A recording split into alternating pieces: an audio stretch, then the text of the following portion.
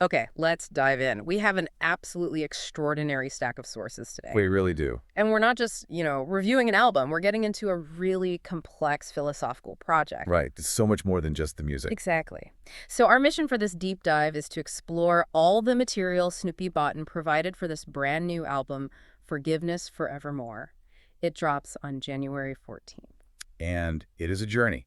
We're exploring the artist, the tech, and this incredibly difficult theme that weaves through the whole thing. Let's set the stage a bit on the artist. Snoopi Botten wrote every single lyric, every concept. Yeah. But Botten has cerebral palsy, uses a wheelchair, and natural speech can be difficult to interpret. For decades, yeah. And that's key to understanding this project's voice. So for years, Botten used these specialized tools, but the voice you hear on this album is something else entirely. Oh, a massive leap. I mean, for years, it was a tool called Dectalk. Think 1980s speech engine. To make music with it, you had to manually map every single phonetic sound to a pitch, time it to the millisecond. It was painstaking. I can't even imagine. And the expression was so limited. But then, 2022, the switch to artificial intelligence, it changed everything. How so? Well, Botten was a bit unsettled at first. Said the AI voice sounds so natural, so expressive, that it feels, and I'm quoting here, almost too alive. I can understand that. But it ultimately allows for a level of human communication that was just impossible before. And this album is the first full-length project made entirely with it.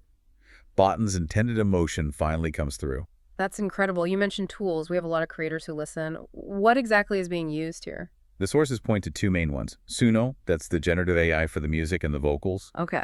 And Notebook LM, which is more for the concepts. I mean, Botten wrote over 100 songs for this, exploring different ideas.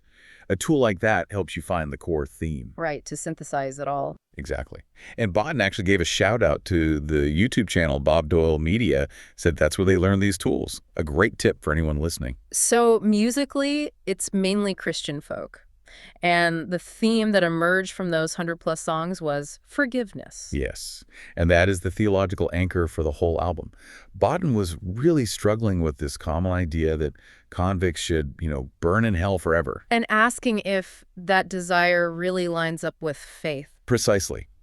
The study focused on passages like Matthew 18, where Jesus says to forgive 70 times 7, basically, stop counting. Right, and Matthew 5.44, love your enemies. Pray for those who persecute you. It sets up this core dilemma. Which is what, exactly? How does Botten frame it? It's this idea that our loss, our human pain, is temporary. It's limited to this life. Sure. But God's potential loss, a soul that never finds redemption, that's eternal. So the question becomes, does our temporary pain give us the right to block someone's path to being saved? Wow, that's a heavy question. And it comes from a deeply personal place for Botten. Extremely. Wow. 2025 was a brutal year. Botten was seeking counseling for long-held struggles, including childhood abuse. And instead of getting help? Rejection. Was asked to leave the church after sharing this with a pastor. Unbelievable. And that experience perfectly illustrates the hypocrisy the album is fighting. These institutions that, preach forgiveness but practice rejection. Legally excluding people for mental health, for making others uncomfortable? Exactly. So this album is Botten's response. It's saying God understands your pain, even when people don't.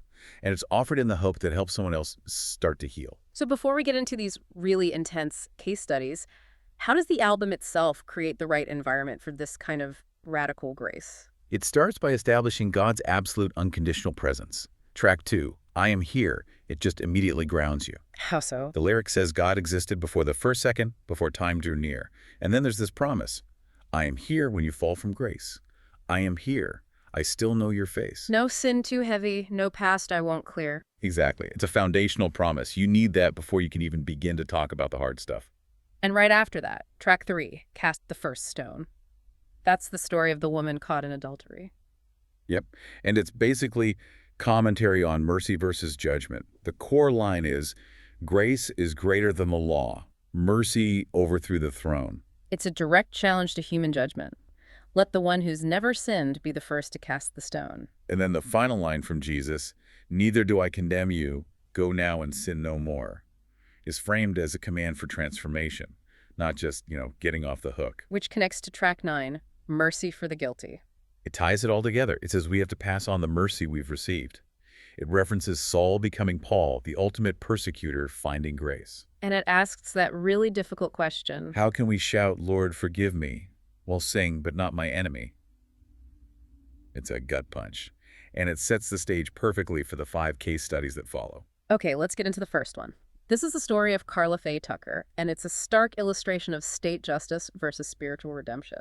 It's a case of extreme contrasts. I mean, the crime itself in 1983 was just brutal. Her background was incredibly chaotic. Beyond chaotic. Marijuana at 10, heroin before 11. Her own mother introduced her to prostitution at 14. And this led to a drug-fueled double murder. With a 3-foot-long pickaxe, which was left in one of the victims' hearts. It's gruesome. And there was that one quote, that specific detail that seemed to seal her fate at trial. The triple orgasm quote. She bragged that the violence had generated this physical reaction. And for the prosecution, that was it. It showed malice, depravity. It guaranteed the death sentence. But then, just 3 months after she's locked up, something shifts. Profoundly, a genuine religious conversion. She became a spiritual leader on death row. And that led to a really unusual fight for clemency. It did. You had this coalition that you would never see otherwise. Pat Robertson, a conservative, and Sister Helen Prejean, a liberal Catholic nun. Both arguing for mercy. Both arguing that her transformation was real and that justice had to have room for that. Texas hadn't executed a woman since the Civil War. But the victim's family was completely torn apart by this. Completely. The husband of one victim, Richard Thornton, he just scoffed at it, demanded retribution. But her brother, Ron Carlson, did the unimaginable. He visited her, forgave her, became her friend, and was there to comfort her at the execution. just an incredible act of grace. But it wasn't enough for the state. No. Governor Bush denied clemency in 1998. He basically said the courts handled the legal side and the spiritual transformation was, well, irrelevant to the state. And Botten captures this in track 5, Sentenced to Life Forevermore. It focuses on her regret, the chains falling off when she found faith, and her final destiny being a heavenly one, despite the earthly sentence. So if Tucker's case is about the state versus the soul, the next one, Kenneth Williams, is really about the victims. It's about the transformative power of a victim's forgiveness, yeah. Williams was convicted of 4 murders in Arkansas. And he had this self-proclaimed nickname. The devil's son-in-law. Ah. After his conversion, he called himself the devil's ex-son-in-law. The crimes were just senseless. Horrific. And he escaped prison by hiding in a hog slob, basically a bin of food waste. But on death row, he found what you can only call radical accountability. What does that mean in practice? At his clemency hearing, he held up these graphic autopsy photos of his first victim, Nikki Hurd. And he just kept repeating, I, Kenneth Williams, did this. Just raw ownership. And then one of the victims' families does something. Well, something that's almost impossible to believe. Kayla Greenwood, the daughter of Michael Greenwood, one of his victims, she finds out Williams' own daughter, Jasmine, hasn't seen him in 17 years. So the Greenwoods. The family he destroyed, they bought plane tickets for Jasmine and his granddaughter to visit him before he was executed. And they formed this bond that's still going. And they wrote to the governor asking for his life to be spared. They did. They said their own need for justice had been met by extending that grace. But the governor denied it. Said 4 murders required the ultimate penalty.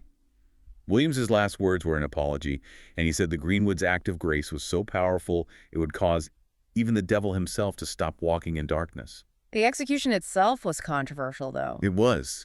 Witnesses reported him shaking, convulsing. Officials called it an involuntary muscular reaction. And the victim's daughter who witnessed it. She thanked the system for the flawless carrying out. It just shows how fractured the idea of closure can be, even in one family. Botten's track 8, From Chains to Heaven's Door, really covers that whole journey. Let's move on to Richard Lee Tabler, another quadruple murderer, but his story is more about this intense internal battle. Tabler's crimes were driven by pure paranoia.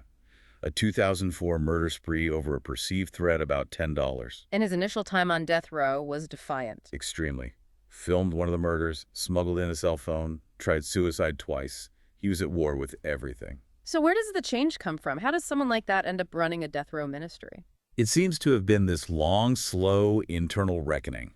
He started writing books about this deep self-hatred he had for the man he used to be. But the one anecdote that really stands out is the skink. The skink. Wait, explain that. In his tiny solitary cell, he found and tamed a baby skink. He named it Little Blue. So an act of Care. An act of nonviolence and care in a place of total isolation. It was a tiny secret choice to nurture something instead of destroying it. And the guards noticed. It was proof of a real internal shift. And he eventually stopped his own appeal. He did. He accepted his execution date, even though a report about his severe mental illness from childhood had been ignored. His final words were just pure accountability. Completely.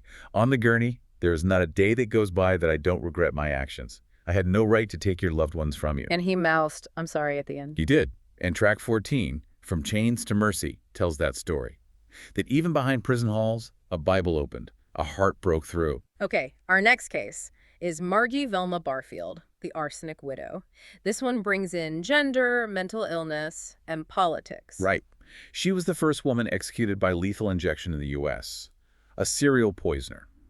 She poisoned multiple people, including her own mother, while working as a nurse. And her defense was lacking. To put it mildly, her lawyer had zero capital case experience. It was a perfunctory defense. And why is that detail so important here? Because later appears found all this context that was missed.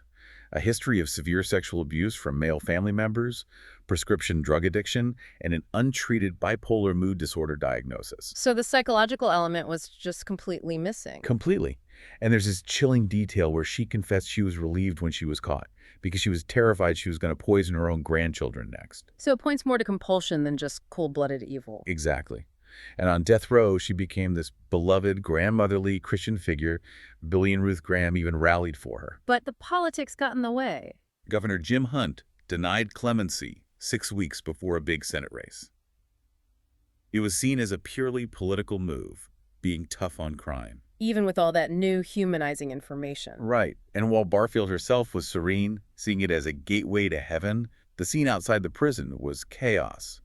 A silent vigil for mercy on one side, and on the other, supporters screaming this hateful, harrowing chant. A perfect picture of the societal divide. And that's what Track 21, Final Hours of Velma Barfield, is all about. The paradox of the gentle grandmother denied mercy for political points. We're at our final case now, and it's almost mythical. Claude Newman. This one is just incredible. Claude Newman was an illiterate black sharecropper, condemned in Mississippi in 1944. On death row, he has a Marian apparition, the most beautiful woman. And he has proof. Proof that's hard to dismiss. The apparition tells him a secret to tell the Catholic priest, a specific private vow the priest made in a ditch in Holland during the war in 1940. Something no one else could possibly know. The priest was stunned. It validated everything. So Newman is ecstatic. He's ready to be executed and go to paradise. But he gets a 2-week reprieve. And he's devastated. He's crying, saying if you'd seen her face, you wouldn't want to live another day. And the priest suggests something incredible. To offer up that suffering. Yes, to offer the pain of that 2-week separation for the conversion of James Hughes, this other inmate who was an enemy, totally anti-religious. And he agrees. He sacrifices his own immediate joy for his enemy's soul. He does. And 3 months later, moments before Hughes is executed, Hughes starts screaming for a priest. Why? He says he saw a vision of Claude Newman standing with the Virgin Mary, and she showed him his place in hell if he didn't repent right then. He converted on the spot and was executed moments later. Wow. And track 11, The Lady Came to Death Row, just focuses on that profound choice to offer this pain for one who hates God deep inside. So bringing this all together, Snoopi Botten's album Forgiveness Forevermore, it seems to argue that forgiveness doesn't erase justice, it completes it. It redirects it. The title track says it. Forgiveness isn't weakness shown. It's holy power from the throne. It doesn't say the wrong was right. It hands the justice to the light. The message is that this has to be universal, because hell is not God's desire or plan. We have to choose that eternal hope over our temporary pain. And what these cases show is that this kind of profound change can come from the most unexpected places. Absolutely. From people like Carrie Dean Moore, who an inmate he mentored called a beautiful monster, which is referenced in track 17, to Richard Lee Tabler taming a skink. Redemption isn't clean. It happens in the darkest places and challenges every assumption we have. Snoopi Botten's new album, Forgiveness Forevermore, is just an essential deep dive into all of this. It's available for purchase and streaming everywhere on January 14th. And here's the final thought I want to leave you with. If these sources show that decades of isolation were what was necessary for men like Carrie Dean Moore and Richard Lee Tabler to find this profound redemption, if the very delay in their punishment was, in a strange way, the thing that saved their souls? What does that tell you about the function of time and punishment and repentance in our justice system today?